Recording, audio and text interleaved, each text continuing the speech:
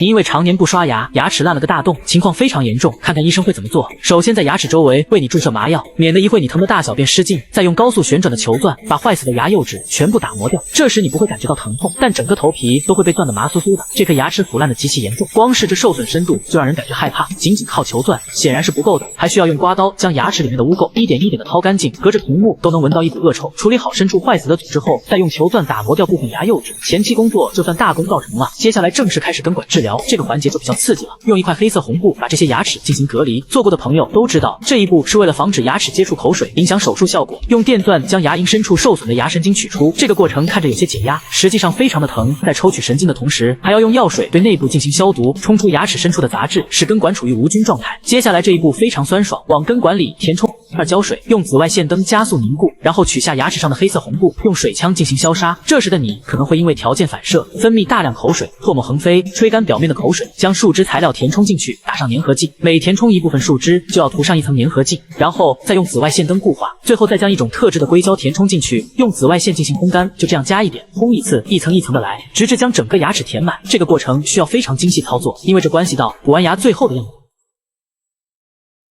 這顆牙終於有些煥然一新了，用鈎刀勾勒出牙齒的印痕，通過紫外線燈進行最後的固化，再用球鑽對牙齒表面進行修正和拋光。原本破爛不堪的大牙，在經過一頓翻雲覆雨的操作後，直接重獲新生。雖然過程備受煎熬，但最後的結果還是很不錯的。這就是根管治療的全部過程，因為這是展示用的模型，實際治療會比這痛苦得多。奉勸大家還是要愛護好自己的牙齒。